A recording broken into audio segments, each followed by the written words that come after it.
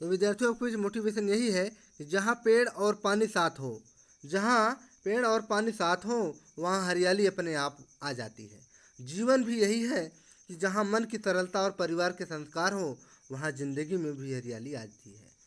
तो इसी मोटिवेशन कड़ी के साथ अब आपकी वीडियो स्टार्ट करते हैं।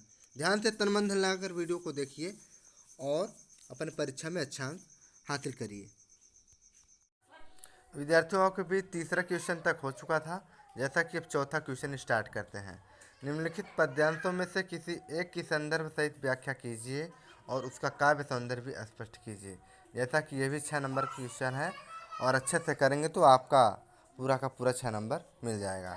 तो क्या नंबर है कि दूसरा दुराज प्रजानुकों क्यों न बढ़े दुख दंदु, अधिक अंधेरो जग करत मिल मावस रविचंदु। और ख नंबर है मेवाड़ केसरी देख रहा केवल रण का न तमाशा था, वह दौड़ दौड़ करता था रण, वह मान रक्त का प्यासा था। चढ़कर चेतक पर घूम घूम करता सेना रखवाली था, ले महामृत्यु को साथ साथ मानो प्रत्यक्ष कपाली था। ठीक है विद्यार्थियों, अब इन दोनों का आपको संदर्भ सहित अच्छे से व्याख्या बताएंगे। अब ज़्यादा समय न लेते हुए आपका ये क्वेश्चन अच्छे से सॉल्व कराते हैं। ज़रूर पढ़ के जाइए, क्वेश्चन में फंसेगा ज़रूर, मोस्ट क्वेश्चन है ये। आपके क्वेश्चन 4 का क्या यही था कि दूसरा दुराज प्रजानकों क्यों न बढ़े दुख दंदु, और अधिक अंधेरो जग करत मिल मावस रविचंदु। जैसा कि 2020 में पूछा गया, आप देख सकते हैं। संदर्भ में आप यही लिखेंगे, प्रस्तुत दोहा कविवर बिहारी द्वारा रचित बिहारी सतसई में हमारी पाठ्यपुस्तक हिंदी के काव्यखंड में संकलित नीति शीर्षक से उद्धृत है। इतना आप लिखेंगे और अब आपको बताएंगे प्रसंग, उसके बाद व्याख्या, उसके बाद काव्यगत सौंदर्य बताएंगे। ठीक है, ध्यान से देखिए, वैसे ही लिखिए, आपको खर्च से पूरा नंबर मिलेगा। आप प्रसंग में बताइए कि प्रस्तुत दोहे में दो राजाओं के शासन से उत्पन्न कष्टों का वर्णन किया गया है। और व्याख्या में हेडिंग डालिए। आप बताइए कि कवि का कथन है कि एक ही देश में दो राजाओं के शासन से प्रजा के दुख और संघर्ष अत्यधिक बढ़ जाते हैं और दूसरे शासन में प्रजा उसी प्रकार दुखी हो जाती है जिस प्रकार अमावस्या की रात्रि में सूर्य और चंद्रमा एक ही राशि में मिलकर संसार को गहन अंधकार से पूर्ण कर देते हैं। अब आपको बताना होगा काव्यगत सौंदर्य। काव्यगत सौंदर्य में आप हेडिंग डालेंगे और बताएंगे कि फर्स्ट में कि अमावस्या की रात्रि को सूर्य और चंद्रमा यानी दो राजा एक ही रात में आ जाते हैं, ऐसा सूर्य ग्रहण के समय में होता है। यह कवि के ज्योतिष ज्ञान का परिचायक है। और दूसरे वर्जन में आप बताएंगे कि दूसरा शासन प्रजा के लिए कष्टप्रद होता है और इस नीति के निर्धारण में कवि ने अपने ज्योतिष ज्ञान का व्यवहारिक रूप में अच्छा प्रयोग किया है। और तीसरे वर्जन बताएंगे भाषा, तो ब्रज और शैली बताएंगे तो मुक्तक, और छंद बताएंगे तो दोहा छंद, रस बताएंगे तो शांत रस, अलंकार बताएंगे तो श्लेष और दृष्टांत रस, गुण बताएंगे तो प्रसाद गुण। इतना आप बता दें, खर्च से आपको एग्जामिनर भी 6 नंबर पूरा का पूरा दे देगा और एग्जामिनर भी प्रभावित रहेगा कि स्टूडेंट ने कितना अच्छा से लिखा है। पूरा याद करके जाइएगा, पूरा मोस्ट क्वेश्चन है, ध्यान रखिएगा। नेक्स्ट क्वेश्चन को चलते हैं, यानी ख नंबर अथवा वाला भी बता देते हैं क्योंकि बार बार मॉडल पेपर नहीं बनाना है। 4 के ख वाला क्वेश्चन है विद्यार्थियों, अथवा वाला भी बता देते हैं। मेवाड़ केसरी देख रहा केवल रण का न तमाशा था, वह दौड़ दौड़ करता था रण, वह मान रक्त का प्यासा था। चढ़कर चेतक पर घूम घूम करता सेना रखवाली था, ले महामृत्यु को साथ साथ मानो प्रत्यक्ष कपाली था। इसका भी अब आपको संदर्भ प्रसंग व्याख्या काव्य सौंदर्य वगैरह सब बता देते हैं। यह भी वेरी इंपॉर्टेंट है, इसको भी अच्छे से समझ लीजिएगा।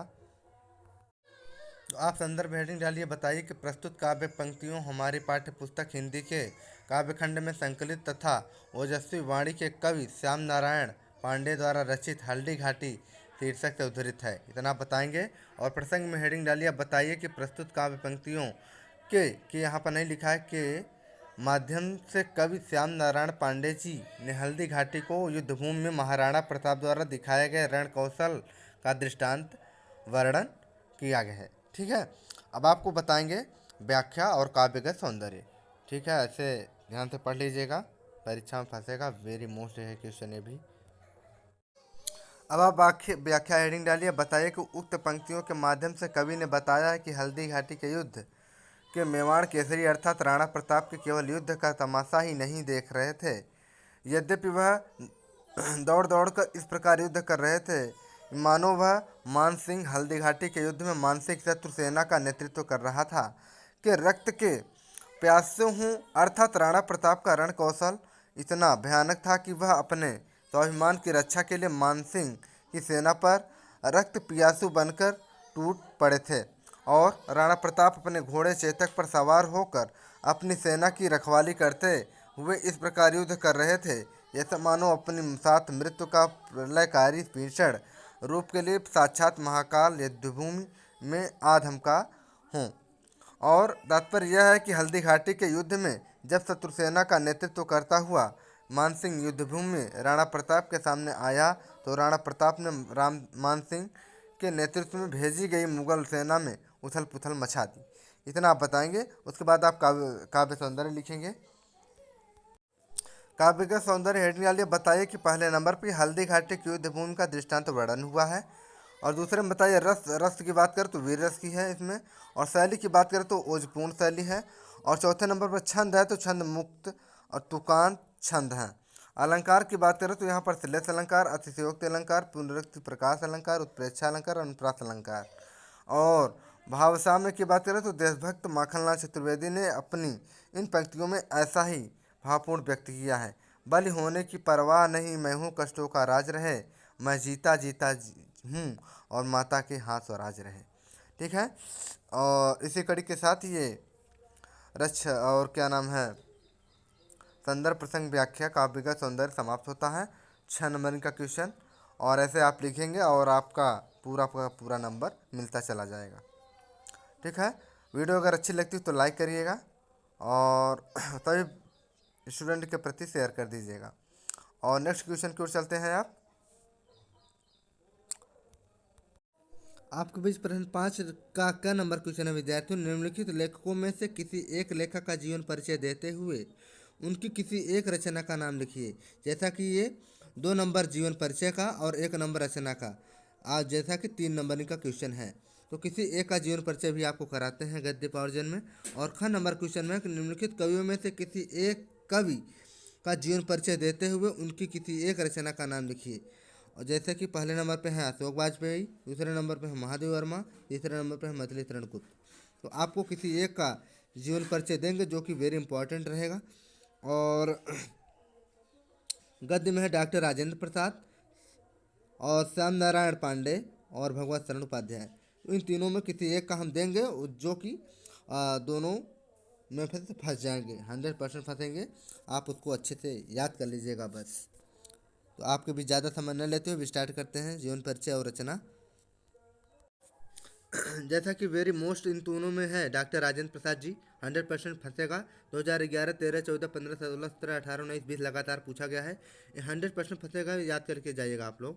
डॉक्टर राजेंद्र प्रसाद जी जीवन परिचय हेडिंग डालिए। आप बताइए कि देशरत्न डॉक्टर राजेंद्र प्रसाद का जन्म सन 1884 ईस्वी में बिहार राज्य के छपरा जिले के जीरादेई नामक ग्राम में हुआ था और इनके पिता का नाम महादेव सहाय था। इनका परिवार गांव के संपन्न और प्रतिष्ठित कृषक परिवारों में से था और इन्होंने कोलकाता विश्वविद्यालय में से MA LLB की परीक्षा उत्तीर्ण की थी। ये प्रतिभा संपन्न और मेधावी छात्र थे और परीक्षा में सदैव प्रथम आते थे। कुछ समय तक मुजफ्फरपुर कॉलेज में अध्यापक कार्य करने के पश्चात ये पटना और कलकत्ता हाई कोर्ट में वकील भी रहे। इसके आगे आप बता सकते हैं कि थोड़ा सा और बताएंगे, उसके बाद आपका ये पूरा हो जाएगा। उच्च विचार इनके जीवन का पूर्ण आदर्श था। इनकी प्रतिभा, कर्तव्य निष्ठा, ईमानदारी और निष्पक्षता से प्रभावित होकर इनको भारत गणराज्य का प्रथम राष्ट्रपति बनाया गया। इस पद को ये सन 1952 से सन 1962 ईस्वी तक सुशोभित करते रहे। भारत सरकार ने इनकी महानताओं के सम्मान स्वरूप देश की सर्वोच्च उपाधि भारत रत्न से सन 1962 ईस्वी में इनको अलंकृत किया और जीवन भर राष्ट्र की निस्वार्थ सेवा करते हुए ये 28 फरवरी 1963 ईस्वी को दिवंगत हो गए, यानी देहांत हो गया। इतना आप बताएंगे। उसके बाद आपको रचनाएं थोड़ा बताते हैं और साहित्य में स्थान थोड़ा बता देते हैं। उसके बाद आपका जीवन परिचय तैयार हो जाता है और आपको 3 नंबर खर्च से मिल जाता है। जैसा कि रचनाएं आपसे केवल एक ही पूछा है तो आप एक ही बताएंगे। राजेंद्र बाबू की प्रमुख रचनाओं का विवरण निम्नवत है।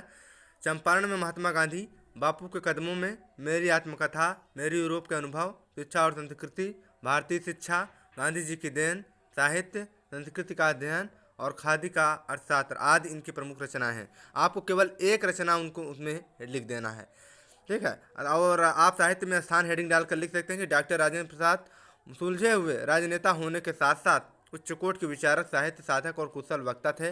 ये सादी भाषा और गहन विचारक के रूप में सदैव संस्मरण किए जाएंगे, ठीक है। इतना आप बताएं, खट से आपको जितना भी नंबरिंग है खट से पूरा का पूरा नंबर आपको मिलता चला जाएगा और अपने आप क्लास में टॉप कर जाएंगे, ठीक है। और इसी कड़ी के साथ मैं नेक्स्ट क्वेश्चन को चलते हैं। पद्य में आपको महादेवी वर्मा का जन्म लिखना है। 2011, 2012, 13, 14, 15, 16, 17, 18, 19, 20 लगातार पूछा गया है। वेरी मोस्ट क्वेश्चन है, इसको याद करके जाइएगा। और मैं जितना कहूँ आप उतना ही याद करके जाए ना, तो उसके जिम्मेदार हम नहीं हैं। फिर जीवन परिचय आप हेडिंग डालिए और आप बताइए कि श्रीमती महादेवी वर्मा का जन्म उत्तर प्रदेश के फर्रुखाबाद जनपद में सन 1907 ईस्वी में होलिकोत्सव के दिन हुआ था। और इनके पिता गोविंद प्रसाद वर्मा भागलपुर के एक कॉलेज में प्रधानाचार्य और माता हेमरानी विदुषी और धार्मिक स्वभाव की महिला थी। और इनकी प्रारंभिक शिक्षा इंदौर में, उच्च शिक्षा प्रयाग में हुई थी और संस्कृत में एमए उत्तीर्ण करने के बाद ही प्रयाग महिला विद्यापीठ में प्रधान या प्राचार्य हो गई। और इनका विवाह छोटी आयु में ही हो गया था और इनके पति डॉक्टर थे। इतना बताने के बाद आप थोड़ा सा इनके मृत्यु के विषय में बताइए, उसके बाद रचनाएं थोड़ा बताइए, उसके बाद साहित्य में स्थान बता दीजिए। खट से आपको 3 नंबर मिल जाएगा। आप बताएं कि 1983 ईस्वी को इन्हें इनकी अप्रतिम गीतात्मक काव्यकृति यानी यामा पर ज्ञानपीठ पुरस्कार प्रदान कर सम्मानित किया गया। ये प्रयाग में ही रहकर जीवन पर्यंत साहित्य साधना करती रही और 11 सितंबर 1987 को ये इस आसार संसार से विदा हो गई। और यद्यपि आज ये हमारे बीच नहीं है, लेकिन इनके गीत काव्य प्रेमियों के मानस पटल पर सदैव विराजमान रहेंगे। रचना की बात करें तो महादेवी वर्मा की प्रमुख काव्य कृतियाँ निम्नलिखित हैं। आपको केवल एक रचना लिखना है। और निहार, रश्मि, नीरजा, सांध्य गीत, दीपशिखा, ये सब इनकी रचनाएं हैं, ठीक है। अब आपको हम इनकी साहित्य में स्थान थोड़ा बता देते हैं, उसके बाद इनकी भी जीवन परिचय समाप्त होती है। इतना आप लिखने के बाद खर्च से आपको जिंदा भी नंबर खर्च से आपको नंबर ऐड किया जाएगा। साहित्य में स्थान की बात करें तो हिंदी साहित्य में महादेवी जी का विशिष्ट स्थान है और इन्होंने गद्य और पद्य दोनों में सृजन कर हिंदी की अपूर्व सेवा की है। और मीरा के बाद आप अकेली ऐसी महिला रचनाकार हैं जिन्होंने ख्याति के शिखर को छुआ है। और इनके गीत अपने अनुपम अनुभूतियों और चित्रमयी व्यंजना के कारण हिंदी साहित्य की अमूल्य निधि है। कविवर सूर्यकांत त्रिपाठी निराला के शब्दों में, हिंदी के विशाल मंदिर की वीणा पाणी और स्फूर्ति चेतना रचना की प्रतिभा कल्याणी, ठीक है। इतना लिखने के बाद आपको खर्च से पूरा नंबर एडिंग किया जाएगा। और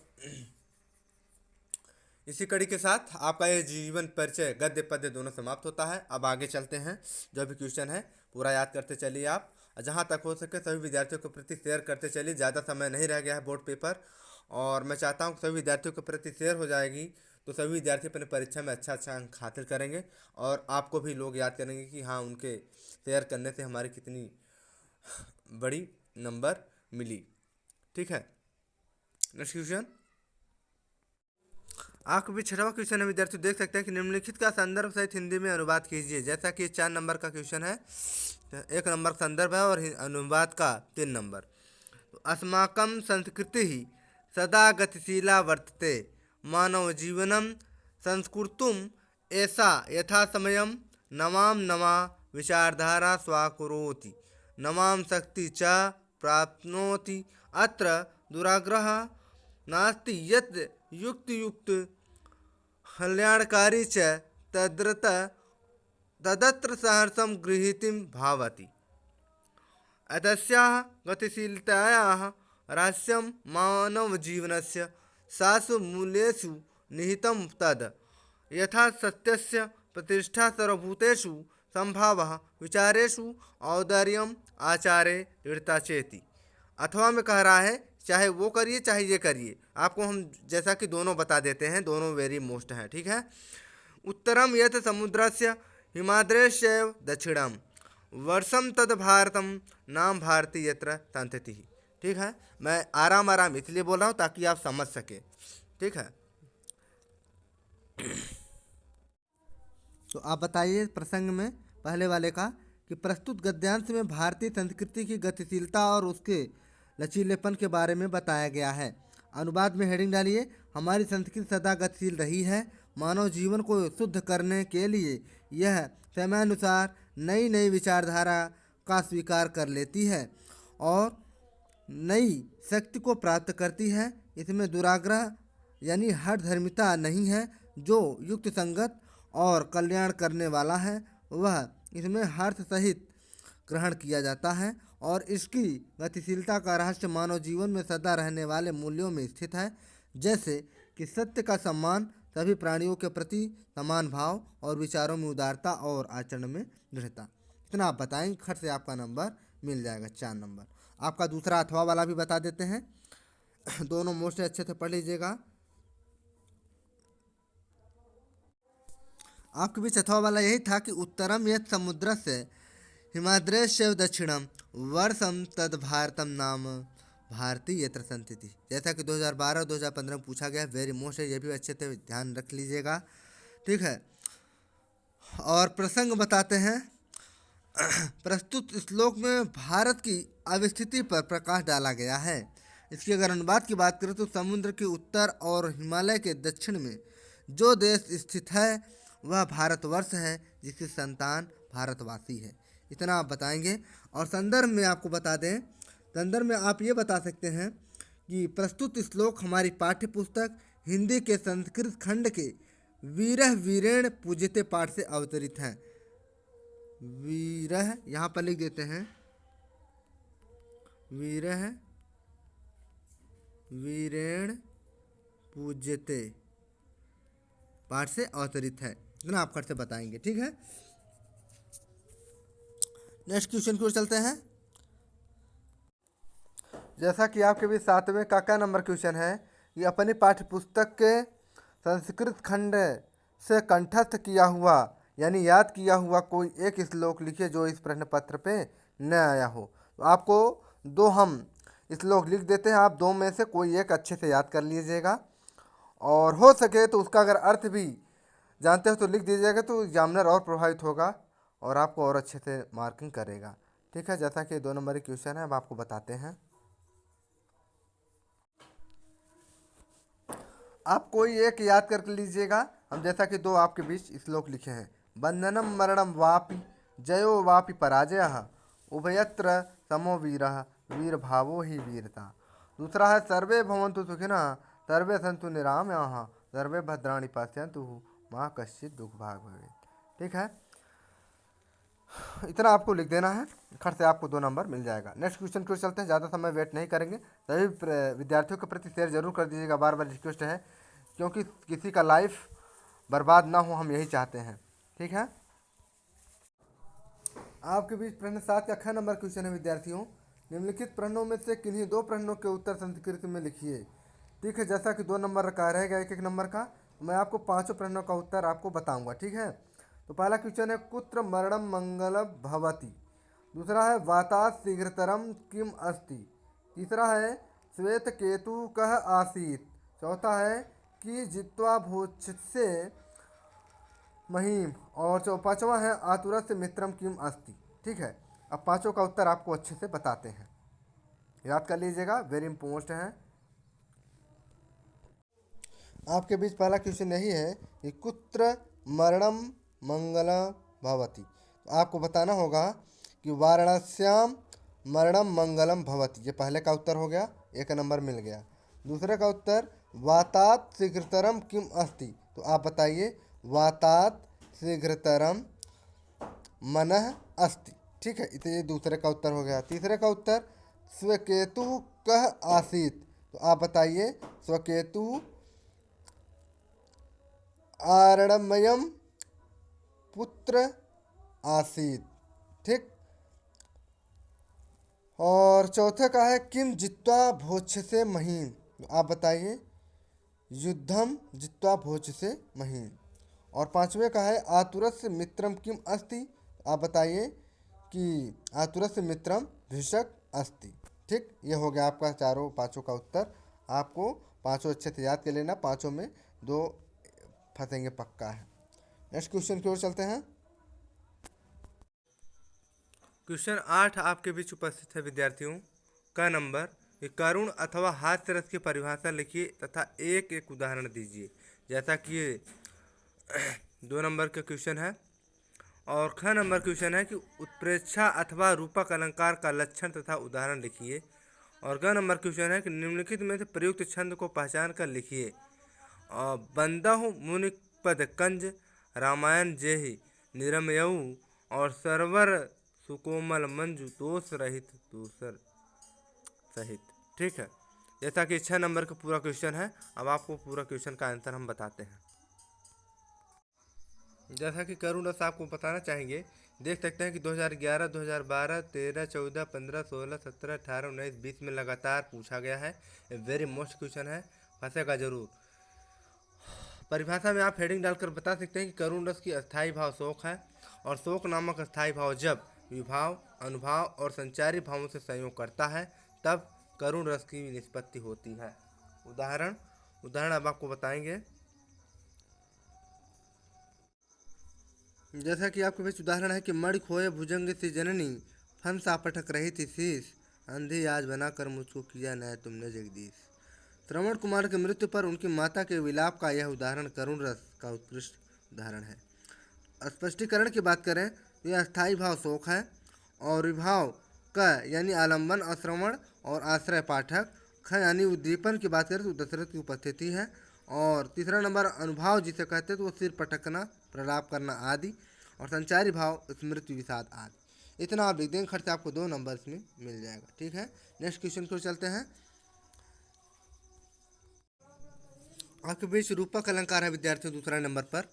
तो जैसा कि 2011, 2012, 2013, 2014, 2015, 2016, 2017, 2018, 2019, 2020 लगातार आपके क्वेश्चन पेपर पूछा गया है, जो कि वेरी मोस्ट क्वेश्चन है। इस बार समझ लीजिएगा, इसको याद कर लीजिएगा। आप परिभाषा और लक्षण हेडिंग डालिए, उसके बाद बताइए कि जहां उपमेय में उपमान का भेद रहित आरोप किया जाता है, अर्थात उपमेय यानी प्रस्तुत और उपमान यानी अप्रस्तुत में अभिन्नता प्रकट की जाए, वहां पर रूपक अलंकार होता है। उदाहरण जैसे मुख चंद्र तुम्हारा देख सके मन सागर मेरा लहराता। यानी स्पष्टीकरण की बात करें तो यहाँ मुख यानी उपमेय में चंद्र उपमान का तथा मन उपमेय में सागर उपमान का भेद न करके एक रूपता बताई गई है, अतः यहाँ पर रूपक अलंकार है। उदाहरण की बात करें दूसरे नंबर पर तो चरण कमल बंदो हरिडाई। स्पष्टीकरण, यहाँ चरण कमल का भेद न रखकर एक रूपता बताई गई है, जैसा कि 2011 और 2020 में पूछा गया है। ठीक है, और नेक्स्ट क्वेश्चन की ओर चलते हैं। जैसा कि आपके बीच सोरठा है, ये बहुत बार पूछा गया है, आप देख सकते हैं। वेरी मोस्ट है, सोरठा इस बार पूछेगा जरूर। और परिभाषा लक्षण में हेडिंग डालकर आप यही लिख सकते हैं कि सोरठा अर्ध सम्मात्रिक छंद है। इसमें 4 चरण होते हैं। इसके प्रथम एवं तृतीय चरण में 11-11 मात्राएं तथा द्वितीय एवं चतुर्थ चरण में 13-13 मात्राएं होती हैं। पहली और तीसरी चरण के अंत में गुरु लघु आते हैं और कहीं कहीं तुक भी मिलती हैं। यह दोहे का उल्टा होता है। उदाहरण जैसे देख सकते हैं आप कि जय सुमिरत सिद्धि होय गणनायक करिवर बदन करहु अनुग्रह सोई बुद्धिराज शुभ गुण सदन। यानी कहने का मतलब सोरठा अर्ध सम्मात्रिक छंद होता है और इसमें 4 चरण होते हैं। 1, 2, 3, 4 चरण हैं। और इसके प्रथम एवं तृतीय चरण में 11-11 मात्राएं होती है। यानी प्रथम और तृतीय चरण में 11-11 मात्राएं होती हैं। देख सकते हैं आप कि 2, 2, 2, 4, 2, 6, 2, 8, 3, 11, यानी यहाँ तक 11। और ये वाली देखिए 3, 3, 1, 4, 2, 6, 2, 8, 3, 11, 11 ये हुआ। और ठीक है, और द्वितीय एवं चतुर्थ चरण में 13-13 मात्रा देख सकते हैं। 1, 2, 2, 2, 4, 2, 6, 2, 8, 2, 10, 2, 12, 13 मात्राएं ये हुआ। और 3, 3, 3, 6, 2, 8, 2, 10, 3, 13, 13 मात्राएं ये हुए। पहले और तीसरे चरण में अंत में गुरु लघु आते हैं। देख सकते हैं आप, पहले और तीसरे चरण में गुरु लघु आते हैं और कहीं कहीं तुक भी मिलते हैं। यह दोहे का जस्ट उल्टा होता है। ठीक, इतना आप बताएंगे, ध्यान भी रखिए और क्वेश्चन पेपर में पूछेगा जरूर। नेक्स्ट क्वेश्चन को चलते हैं। जैसा कि आप देख सकते हैं 9वां का क्वेश्चन है, निम्नलिखित उपसर्गों में से किन्हीं 3 के मेल से एक एक शब्द बनाइए। जैसा कि ये एक नंबर का है, यानी 3 ठो करना है, 3 नंबरिंग का है। 6 नंबर क्वेश्चन है, निम्नलिखित प्रत्ययों में से कितनी दो प्रत्ययों का प्रयोग करके एक एक शब्द बनाइए। प्रत्यय करना है यानी 2 नंबर का 2 ठो करना है। 11 नंबर क्वेश्चन है, निम्नलिखित में किन्हीं दो का समास विग्रह कीजिए तथा समास का नाम लिखिए। जैसा कि 2 को करना है आपको 2 नंबरिंग का है। 11 नंबर क्वेश्चन, निम्नलिखित में से किन्हीं दो के तत्सम रूप लिखिए, यानी ये भी 2 नंबर का है। 11 नंबर क्वेश्चन है, निम्नलिखित में से किन्हीं दो शब्दों के दो दो पर्यायवाची शब्द लिखिए, ये भी 2 नंबर का है। ठीक है, अब सभी का आंसर हम अब बताते हैं, ध्यान से पढ़िए, पूरा फंसेगा, मोस्ट क्वेश्चन है। जैसा कि आपके बीच उपसर्ग पूछा था, अनु का पूछा था, अप का पूछा था, अभि का पूछा था, अव का पूछा था, परि का पूछा था और सह का पूछा था। तो हम सभी का अर्थ भी लिख दिए हैं और निर्मित शब्द भी लिख दिए हैं। तो आपको ऐसे बढ़िया से लिखना होगा और राइटिंग पर मत जाइएगा, आप अपने नॉलेज पर लीजिए। अनु का अर्थ होता है पीछे या क्रम भी कह सकते हैं। तो जैसे हो गया हमारा अनु का अनुकरण, अनुरूप, अनुचर। ठीक, अप का हो गया, अप का अर्थ होता है हीनता, दूर। इसका अगर हम निर्मित शब्द बनाए तो अपकार, अपवाद, अपमान। ठीक है, ये बनेगा। और अब का होता है, अर्थ होता है सम्मुख, निकट। ठीक है, तो अगर हम इसका निर्मित शब्द बनाए तो अभिलाषा, अभिप्राय, अभिमुख। ठीक, अब अव का मतलब होता है हीन, नीचे। ठीक, तो अव का अगर बनाए निर्मित शब्द तो बनता है अवतार, अवसान, अवगुण। और परि मतलब होता है चारों ओर, पूर्ण। ठीक है, इसका अगर निर्मित शब्द बनाए तो परिवार, परिजन। ठीक, परिरंभ। और सह का अर्थ होता है साथ साथ। ठीक, तो सहपाठी, सहयोग, सहचर। इतना आपका हो गया उपसर्ग। ठीक है, नेक्स्ट वाला जो है अब उसको बताते हैं। पूरा फंसेगा, 100% समझ लीजिए, याद करके जाइए। 3 नंबर का है, 3 ठो पूछा है हमने, 6 के 6 बताया है, 3 ठो आपको फंसेगा पक्का। आपके प्रश्न लिखा था, निम्नलिखित प्रत्ययों में से किन्हीं दो का प्रयोग करके एक एक शब्द बनाइए। जैसा कि हमने 5 ठो दिया है, पाँचों में फंस जाएगा, वेरी इंपॉर्टेंट। ठीक है, तो पहला है आई। जैसा कि देख सकते हैं सभी बार पूछा गया, सभी ईयर में। चतुराई, चौड़ाई, लंबाई, ऊंचाई, मोटाई, पिसाई, लिखाई, हंसाई, चढ़ाई, जुताई, तिलाई। ठीक है, इतना हो गया आई से। दूसरे नंबर पर है त्व। जैसे हो गया बंधुत्व, मृदुत्व, लघुत्व, कवित्व, प्रभुत्व, महत्व, ममत्व और मनुष्यत्व। ठीक है, तीसरा नंबर पर ता। देख सकते हैं ता भी कितने बार पूछा गया है। सुंदरता, सज्जनता, दुर्जनता, मधुरता, महानता और लघुता। ठीक है, यानी जो लास्ट में आए। पन, पन का मतलब हो गया बचपन, लड़कपन, भोलापन, बड़प्पन, पागलपन। देखो सभी पन लास्ट में लगा है। 5वां नंबर है आवा या वा। देख सकते हैं कितने बार पूछा गया है। पहनावा, ओढ़ावा, दिखावा, चढ़ावा। ठीक है, इतना आप याद कर लीजिएगा, फंस जाएगा, 100% है। 2 ठो पूछे है तो 2 में पूरा कर लेंगे, 2 नंबर आपको मिल जाएगा। नेक्स्ट क्वेश्चन क्या है देखते हैं उसको भी। जैसा कि समास पूछा था, द्विग समास बता दे रहे हैं और आगे हम द्वंद्व समास बताते हैं, दोनों में फंस जाएगा। तो आप बताइए कि जिस समास में पहला पद संख्यावाचक गिनती यानी बताने वाला दो हों, होनों यानी दोनों पदों के बीच विशेषण विशेष संबंध और समस्त पद समूह या समाहार का ज्ञान कराए, उसे द्विग समास कहते हैं। उदाहरण आपको ये सब लिखना नहीं, केवल आपको इतना पूछेगा, मैं अपने से एक्स्ट्रा बताता हूँ तो समझिए। ठीक है, जैसे शताब्दी समस्त पद है, इसको विग्रह बनाना है। जैसे शत मीन्स होता है 100 और शब्दों मीन्स होता है अब 2 मीन्स होता है वर्षों का समूह। ठीक है, तो त्रिनेत्र जैसा कि 2019 में पूछा गया, देख सकते हैं 3 नेत्रों का समूह, ऐसे आपको लिखना है। 12 मासा ऐसे लिख देगा, आपको कह देगा विग्रह बनाइए, तो 12 मासों का समाहार, इतना आप लिख देंगे। अब आपको हम आगे द्वंद्व समास बताते हैं, जो कि इन जितना बता रहे हैं उतने में फंस जाएगा। ठीक है, मोस्ट है, 2 ठो पूछा ही है। द्वंद्व समास भी जान लीजिए, जिस समास में दोनों पद समान हो वहाँ द्वंद्व समास होता है। द्वंद्व में 2 शब्दों का मेल होता है। समास होने पर दोनों को मिलाने वाले और या अन्य समुच्चय बोधक अव्यय का लोप हो जाता है। उदाहरण जैसे ये समस्त पद हो गया, ये विग्रह हो गया। ऐसे आपसे यहाँ पर ये क्वेश्चन पूछ लेगा, आपको यहाँ विग्रह बनाना होगा। तो देश विदेश, तो आप बताएंगे देश और विदेश। माँ बाप, तो माँ और बाप। खरा खोटा, खरा और खोटा, इतना आप लिख देना।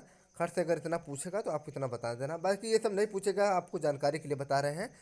बाकी नेक्स्ट क्वेश्चन की ओर चलते हैं, याद कर लीजिएगा, फंसेगा जरूर, नहीं पछताने का मौका मिलेगा। आपके बीच तद्भव और तत्सम पूछा था, जैसे कि ये 4 हम दे दिए रहे, सब में फंस जाएगा। तो जैसा अनजान, अनजान का हो जाएगा तत्सम अज्ञान। मक्खी, मक्खी का हो जाएगा मच्छिका। वधु या वहु, वहु का हो जाएगा वधु। ठीक है, मुंह, मुंह का हो जाएगा मुख। इतना आपसे फंस जाएगा। 2 ठो क्वेश्चन है, ठीक है। नेक्स्ट क्वेश्चन को चलते हैं। शब्द पर्यायवाची: अमृत, अमी, सुधा, पीयूष। आँख: दृग, लोचन, चक्षु। कमल, ततदल, वारिद, कोकनद। घर: सदन, धाम, गे। मोस्ट है, पूरा पढ़ लीजिएगा, याद कर लीजिएगा, फंस जाएगा पूरा 100%। नेक्स्ट क्वेश्चन आपके भी 10वां का क नंबर क्वेश्चन है। निम्नलिखित में से किन्हीं दो में संधि विच्छेद कीजिए और संधि का नाम लिखिए। जैसा कि 2 नंबर का क्वेश्चन है। ख नंबर क्वेश्चन है, निम्नलिखित शब्दों के रूप चतुर्थी विभक्ति एक वचन में लिखिए। तो इन दोनों का क्वेश्चन का अभी आंसर आप सॉल्व कराते हैं। लृधन आदेश बराबर लादेश होता है और ये यण संधि में है। और तीसरा नंबर है प्रतिधन एकम यानी प्रत्येकम, ये भी यण संधि में आता है। तो मातृधन आज्ञा बराबर मात्र आज्ञा। बस इतना ही पूछा है और नेक्स्ट क्वेश्चन की ओर चलते हैं। आपके बीच 6 नंबर क्वेश्चन था। निम्नलिखित शब्दों के रूप चतुर्थी विभक्ति एक वचन में लिखिए। तो मत अथवा फल का लिखिए। तो चतुर्थी विभक्ति एक वचन में फल का हो जाएगा फलाय। क्या हो जाएगा? फलाय। ठीक है। मधु अथवा नदी का चतुर्थी विभक्ति एक वचन में लिखिए। तो आप हमें यह कमेंट में बताइएगा कि इसका क्या होगा। ठीक है। नेक्स्ट क्वेश्चन की ओर चलते हैं। जैसा कि आपके बीच 11 नंबर क्वेश्चन है, निम्नलिखित में से किसी एक धातु लकार पुरुष तथा वचन का उल्लेख कीजिए। जैसा कि चारों धातु लकार पुरुष वचन 4 चीज़ पूछा है, तो यानी आधा आधा नंबर का है, यानी 2 नंबर का है। तो आपको हम आप बताते हैं पठताम का। तो पठताम का अगर हम बताएंगे तो ये होगा पठ धातु। क्या होगा? पठ धातु होगा। और लकार की बात करें तो लकार होगा हमारा लोट लकार। और वचन की बात करें तो ये वचन में आएगा हमारा द्विवचन। और पुरुष की बात करें तो ये होगा हमारा प्रथम पुरुष द्विवचन। ठीक है, इतना हो जाएगा ये पठताम का। एक ही पूछा है तो आपको इसे कर देना है। नेक्स्ट क्वेश्चन को चलते हैं, ज़्यादा समय नहीं है और अभी हमें सभी विषय का मॉडल पेपर बनाना है।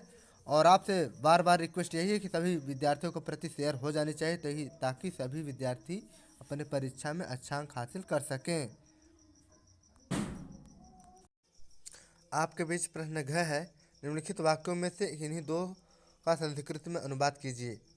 जैसा कि 2015 की बोर्ड परीक्षा पूछे गए अनुवाद हैं और 15, 16, 17, 18, 19, 20 लगातार ये सब पूछे गए हैं। और मैं इतना आपके बीच अनुवाद लिखा हूँ, 100% फंस जाएंगे। ध्यान रखिएगा, पढ़ के जाइएगा। पहला है मोहन आज वाराणसी जाएगा, तो हो जाएगा मोहन अद्य वाराणसी गमिष्यति। दूसरा है सत्य से धर्म की वृद्धि होती है, इसका अनुवाद होगा सरितन धर्म वृद्धि भवति। ठीक। और तीसरा नंबर है मार्ग के दोनों ओर वृक्ष हैं, अनुवाद होगा मार्गम उभयतः वृक्षा सन्ति। चौथा है सदा सच बोलो, इसका अनुवाद बनेगा सदा सत्यम वद। पांचवा है वृक्ष से फल गिरते हैं, इसका अनुवाद होगा वृक्षात फलानि पतन्ति। छठवां है अभ्यास से विद्या बढ़ती है, इसका अनुवाद होगा अभ्यासेन विद्या वर्धते। सातवां है वाराणसी गंगा के किनारे स्थित है, इसका अनुवाद हो जाएगा वाराणसी गंगाया तटस्थ स्थिता अस्ति। ठीक। इतने से आपका 2 क्वेश्चन पूछता है। आपको हम 7 क्वेश्चन बताए हैं, 2 क्वेश्चन फंस जाएगा पक्का 100% गारंटी के साथ, और आपको 2 नंबर मिल जाएगा। ठीक है। नेक्स्ट क्वेश्चन, 2 क्वेश्चन और बचे हैं, एक निबंध है और एक खंड काव्य है। अब आपको बताएंगे। अब आपके बीच 11वां नंबर क्वेश्चन है, निम्नलिखित में से किसी एक विषय पर निबंध लिखिए। जैसा कि 6 नंबर का क्वेश्चन है। और पहला नंबर क्वेश्चन है स्वदेश प्रेम, स्वदेश प्रेम। दूसरा नंबर है प्रदूषण की समस्या। तीसरा नंबर है परहित सरिस धर्म नहीं भाई। चौथा है योग शिक्षा आवश्यकता और उपयोगिता। पांचवा है मोबाइल से होने वाले दुष्परिणाम। तो आपको हम 2 निबंध बता रहे हैं, 2 में से एक पक्का फंस जाएगा। और ये जो पांचों हैं आप अपने हिसाब से पांचों पढ़ लीजिएगा। मैं 2 बता रहा हूँ, 2 फंसेगा, 2 में से कोई। ठीक है। अब हम निबंध बढ़िया से हेडिंग वगैरह डाल के अच्छे से लिख रहे हैं। जैसे मैं आपको बताया हूँ वैसे आप लिखिए, बढ़िया हैंड राइटिंग में एग्जामिनर भी प्रभावित और आप भी प्रभावित हो जाएंगे नंबर पाकर। तो ठीक है, स्टार्ट करते हैं। जैसा कि आपसे स्वदेश प्रेम, देश प्रेम या सारे जहाँ से अच्छा हिंदुस्तान हमारा कह के निबंध में पूछ सकता है। आप हेडिंग डालेंगे, इतनी हेडिंग डालेंगे पहले: प्रस्तावना, देश प्रेम की स्वाभाविकता और देश प्रेम का अर्थ। चौथे नंबर पर है देश प्रेम का क्षेत्र। पाँचवें नंबर पर है देश के प्रति कर्तव्य। छठवें पर है भारतीयों का देश प्रेम। सातवें पर है उपसंहार। ठीक है, उपसंहार में जो निचोड़ होता है उस पर लिखना होता है। तो पहले आपको बताएंगे प्रस्तावना हेडिंग डालना है पहले नंबर। देखिए, जब हैंड राइटिंग और हेडिंग डालकर बढ़िया से लिखी होगी उसके विषय में, तो और अच्छा एग्जामिनर आपको 6 नंबर दे देगा। 6 नंबर का होता है समय। तो ईश्वर द्वारा बनाई गई सर्वाधिक अद्भुत रचना है जननी, जो निस्वार्थ प्रेम के प्रतीक है और प्रेम का ही पर्याय है। स्नेह की मधुर बयार है और सुरक्षा का अटूट कवच है। संस्कारों के पौधों को ममता के जल से सींचने वाली चतुर उद्यान रक्षिका है, जिसका नाम प्रत्येक शीशे को नमन करने के लिए झुक जाने को प्रेरित कर देता है। यही बात जन्मभूमि के विषय में भी सत्य है। इन दोनों का दुलार जिसने पा लिया, उस स्वर का पूरा पूरा अनुभव धरा पर ही हो गया है और इसलिए जननी और जन्मभूमि की महिमा को स्वर्ग से भी बढ़कर बताया गया है। दूसरा हेडिंग डालेंगे देश प्रेम का स्वाभाविकता। प्रत्येक देशवासी को अपने देश से अनुपम प्रेम होता है और अपना देश चाहे बर्फ से ढका हुआ हो, चाहे गर्म रेत से भरा हुआ हो, चाहे ऊंची ऊंची पहाड़ियों से घिरा हुआ हो, वह सबके लिए प्रिय होता है। और इस संबंध में राम नरेश त्रिपाठी की लिखित पंक्तियां दृष्टव्य हैं। आपको और कुछ बताते हैं। विषुवत रेखा का वासी जो जीता है नित हाँफ हाँफ कर, रहता है अनुराग अलौकिक वह भी अपनी मातृभूमि पर। अध्रुववासी जो हिम में तम में जी लेता है काँप काँप कर, वह भी अपनी मातृभूमि पर कर देता है प्राण निछावर। तो प्रातःकाल के समय पक्षी भोजन पाने के लिए कलरव अपने करते हैं और दूर स्थानों पर चले तो जाते हैं, परंतु सायंकाल होती ही एक विशेष उमंग और उत्साह के साथ अपने अपने घोंसलों की ओर लौटने लगते हैं। जब पशु पक्षियों को अपने घर से, अपनी मातृभूमि से इतना प्यार हो सकता है, तो भला मानव को अपनी जन्मभूमि से, अपने देश में क्यों प्यार नहीं होगा। कहा भी गया है कि माता और जन्मभूमि की तुलना में स्वर्ग का सुख भी तुच्छ है। जननी जन्मभूमि स्वर्गादपि गरीयसी। जैसा कि विद्यार्थियों 12 नंबर क्वेश्चन है और लास्ट है कि स्वपठित खंड काव्य के आधार पर निम्नलिखित प्रश्नों में से किसी एक खंड के प्रश्नों के उत्तर लिखिए। तो खंड क, ख, ग, घ है, और भी दिए थे लेकिन क्वेश्चन मैंने स्क्रीन टॉपिक इतना ही किया है। और जैसा कि ज़्यादा समय नहीं लेंगे, आपका ग नंबर क्वेश्चन ये हर साल पूछा जाता है, हर ईयर में पूछा जाता है। यानी अगर पूजा खंड काव्य के, अगर पूजा सर के कथावत संक्षेप में लिखिए, और सेकंड में अगर पूजा खंड काव्य के आधार पर श्री कृष्ण का चरित्र चित्रण कीजिए। तो कहा है खंड काव्य के आधार पर निम्नलिखित प्रश्नों में से किसी एक खंड के प्रश्नों के उत्तर दीजिए। तो आपको किसी एक खंड का या तो यही कर लीजिए या तो यही कर लीजिए। तो चलिए ठीक है, कोई बात नहीं, हम आपको दोनों बता देते हैं, दोनों ही फंसेगा। वेरी मोस्ट क्वेश्चन है, 100% फंसेगा, ध्यान रखिएगा। जैसा कि आपके बीच यही पूछा गया था कि अगर पूजा खंड काव्य के आधार पर पूर्वाभास यानी सर की कथा वस्तु लिखिए संक्षेप में। 2013, 2015, 2017, 2019, 2021 में पूछा गया है। ठीक है, तो आप बताइए कि दुर्योधन ने समस्त पांडवों का विनाश करने के लिए लक्षागृह में आग लगवा दी और उसे पूर्ण विश्वास हो गया कि पांडव जलकर भस्म हो गए, परंतु पांडवों ने उस स्थान से जीवित निकलकर दुर्योधन की चाल को विफल कर दिया और वे वेश बदलकर घूमते हुए द्रौपदी के स्वयंवर मंडप में पहुंचे और अर्जुन ने आसानी से मत्स्य वध करके स्वयंवर की शर्त पूर्ण की और राजाओं ने ब्राह्मण वेशधारी अर्जुन पर आक्रमण कर दिया, किंतु अर्जुन और भीम ने अपने पराक्रम से उन्हें परास्त कर दिया। बलराम और श्री कृष्ण भी उस स्वयंवर में उपस्थित थे और उन्होंने छिपे हुए वेश में भी पांडवों को पहचान लिया और रात में उनके निवास स्थल पर उनसे मिलने हेतु गए। और राजा द्रुपद को जब अपने पुत्र से पांडवों को वास्तविकता ज्ञात हुई तो द्रुपद ने उन्हें राजभवन में आमंत्रित किया। इतना आप भी लिख सकते हैं, तो आपको खर्च से नंबर 3 नंबर का 3 नंबर मिल जाएगा। और वो अगला वाला अथवा वाला भी, उसको भी बता देते हैं आपको। जैसा कि आपके बीच अथवा वाला भी बता रहे हैं, ये अग्रपूजा खंड काव्य के नायक सर्वश्रेष्ठ पात्र यानी श्री कृष्ण का अवजय चित्रण कीजिए। ये देख सकते हैं कि 2012, 11, 13, 14, 15, 17, 18, 19 लगातार पूछा गया है। अथवा क्वेश्चन आपसे ऐसा भी पूछ सकता है कि अग्रपूजा खंड काव्य के आधार पर श्री कृष्ण की चारित्रिक विशेषताएं लिखिए। और जैसे देख सकते हैं कि 2015, 17, 19 में पूछा गया है। अथवा आपसे ऐसा भी पूछ सकता है कि अग्रपूजा खंड काव्य के नायक के गुणों को संक्षेप में वर्णन कीजिए। देख सकते हैं कि 2015 और 2020 में पूछा गया है। अथवा आपसे ऐसा भी पूछ सकता है कि अग्रपूजा के किसी प्रमुख पात्र का चरित्र चित्रण कीजिए। तो 2016, 17, 18, 19 में यही पूछा गया है। तो आप बताइए कि श्री राम भौरी शुक्ल द्वारा रचित अग्रपूजा खंड काव्य के नायक श्री कृष्ण जी हैं और संपूर्ण काव्य में श्री कृष्ण ही प्रमुख पात्र के रूप में उभर कर आए हैं। और युधिष्ठिर के राजसूय यज्ञ में सर्वप्रथम श्री कृष्ण की ही पूजा होती है और वे ही समस्त घटनाओं के सूत्रधार हैं और हमें उनके चरित्र में निम्नलिखित विशेषताएं दिखाई पड़ती हैं। ठीक है, उसके आगे आपको थोड़ा बताते हैं। और पहला हेडिंग डालेंगे लीलाधारी दिव्य पुरुष। कवि ने मंगलाचरण में श्री कृष्ण के विष्णु रूप का स्मरण किया है और विश्वकर्मा से भयानक खांडव वन में अलौकिक नगर का निर्माण करवा देने, शिशुपाल को अनेक रूपों में दिखाई देने से वे पाठकों को अलौकिक पुरुष दिखाई प्रतीत होते हैं। दूसरा हेडिंग डालेंगे कि शिष्ट एवं विनयी, यानी श्री कृष्ण सदा बड़ों के प्रति नम्र भाव रखते हैं और वे कुंती आदि पूज्य जनों के सम्मुख शिष्टाचार और नम्रता का व्यवहार करते हैं और वे युधिष्ठिर के राजसूय यज्ञ में ब्राह्मणों के चरण धोने का कार्य स्वेच्छा से ग्रहण करते हैं। तीसरा नंबर पे है पांडवों के परम हितैषी। तो आप बताइए कि श्री कृष्ण पांडवों के परम हितैषी हैं और वे उनके सभी कार्यों में पूर्ण सहयोग देते हैं और वे पांडवों को लाक्षागृह में भस्म होने से बचाते हैं और द्रौपदी के स्वयंवर में पांडवों को पहचान कर उनसे आत्मीयता से मिलने जाते हैं। इतना आप बताएं, खर्च से आपको नंबर ऐड हो जाएगा। ठीक है, थैंक्स फॉर वाचिंग। और मेरी वीडियो अगर अच्छी लगी हो तो लाइक करिएगा और नहीं अच्छी लगी तो डिसलाइक करिएगा। मुझे लाइक और डिसलाइक में कोई ज़्यादा प्रभाव नहीं पड़ने वाला। फिलहाल आप लोगों से रिक्वेस्ट यही है कि सभी विद्यार्थियों के प्रति मेरा वीडियो शेयर हो जानी चाहिए ताकि सभी विद्यार्थी अपने पेपर सेट में अच्छा अंक हासिल कर सकें और अपने जीवन को आगे बढ़ा सकें और अपने क्लास में टॉप रैंक ला सकें। तो ठीक है, थैंक्स फॉर वाचिंग।